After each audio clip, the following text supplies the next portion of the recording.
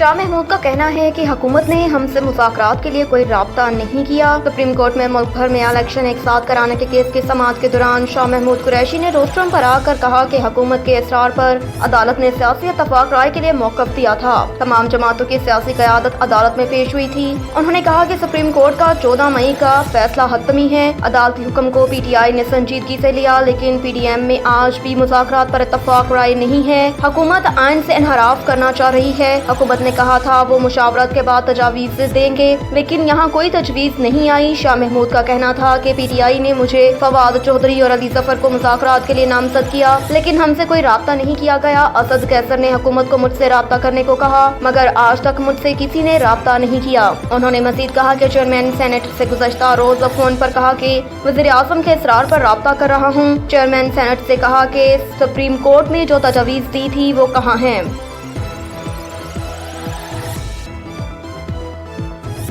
جلاؤ گھیراؤ توڑ پھوڑ کیس، اسد عمر سمیت دیگر کی عبوری ضمانت میں توسیع۔ عدالت نے مسرت چیمہ اور فرق حبیب کو آج ہی انویسٹیگیشن جوائن کرنے کی ہدایت کر دی۔ انسداد دہشت گردی عدالت کی جج ابھر گل نے کیس کی سماعت کی۔ یاسمین راشد، اسد عمر، عمیر نیازی، مسرت چیمہ اور فرق حبیب نے حاضری مکمل کی۔ جے آئی ٹی کے سربراہ آفتاب پھلروان بھی عدالت میں پیش ہوئے۔ جج انسداد دہشت گردی عدالت نے استفسار کیا کہ تفتیش میں کیا پیش رفت ہے۔ سربراہ جے آئی ٹی نے بتایا کہ فرق حبیب اور مسرت چیمہ نے ابھی تک تفتیش جوائن نہیں کی۔ وکیل مسرت چیمہ نے کہا کہ ہم نے جے آئی ٹی کو چیلنج کیا ہوا ہے۔ جج ابھر گل نے ریمارکس دیے کہ اگر جے آئی ٹی ختم بھی ہو جاتی ہے تو بیان تو ریکارڈ کرانا ہے۔ 6 مئی کو کیس سن کر فیصلہ کریں گے۔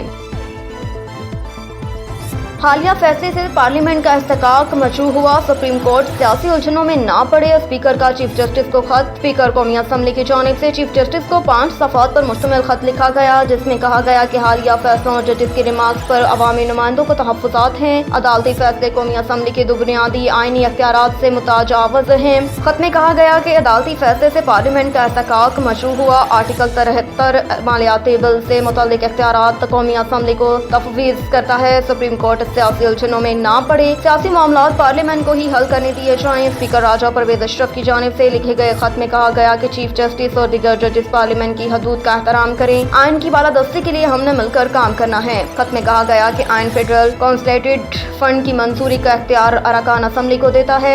آپ کو قومی اسمبلی کے تحفظات پریشانی سے آگاہ کرنے کے لیے خط لکھنے کا فیصلہ کیا۔ ایوان کے کسٹوڈین کے طور پر آپ کو یہ خط لکھ رہا ہوں۔ چیف جسٹس اور ججز پر زور دیتا ہوں کہ پارلیمنٹ کی قانون سازی کے اختیار کا احترام کریں۔ محاذ رائی سے بچنے کے لیے ریاست کے ستونوں کو اپنے دائرہ کار کے تحت کام کرنا چاہیے۔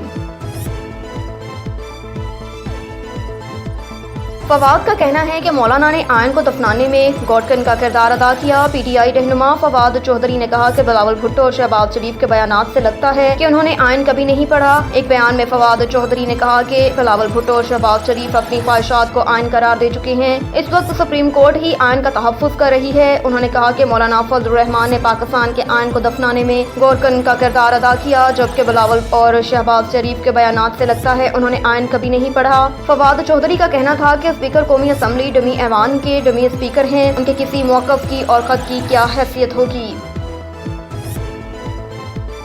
اسحاق ڈار کا کہنا ہے اگر الیکشن 3-4 مہینے بعد ہو جائے گا تو کون سی مصیبت آ جائے گی۔ قومی اسمبلی اجلاس سے خطاب کرتے ہوئے اسحاق ڈار نے کہا کہ کیسے ہو سکتا ہے کہ 2 صوبائی حکومتیں موجود ہوں اور باقی میں الیکشن ہو رہے ہوں۔ حکومت اور اپوزیشن آج بھی بیٹھے اور مسئلے کا حل نکالیں۔ پاکستان کو ان حالات میں موجودہ حکومت نے نہیں ڈالا۔ انہوں نے کہا کہ اگر ایک دن میں الیکشن ہو جاتے ہیں تو کون سی قیامت آ جائے گی۔ الیکشن اکتوبر میں ہونے دیں، کچھ نہیں ہوگا۔ 63A پر وہ فیصلہ دیا گیا جس کی مثال نہیں ملتی۔ اگر 63A کا فیصلہ نہ آتا تو صوبائی اسمبلی درست چل رہی تھی، پھر ملک کو عدم استحکام کا شکار کرنے کے لیے اسمبلیاں توڑ دی گئی۔ 25 ارکان کا کوئی گناہ نہیں تھا جس کی انہیں سزا دی گئی۔ ان کا مزید کہنا تھا کہ آئین کے مطابق مالیاتی امور کی منظوری قومی اسمبلی، ایوان اور اس کے ارکان کا استحقاق ہے۔ ایوان کو بائی پاس کر کے اسٹیٹ بینک کو فنڈز جاری کرنے کا حکم دینا اس ایوان کا استحقاق مشروع کرنے کے مترادف ہے۔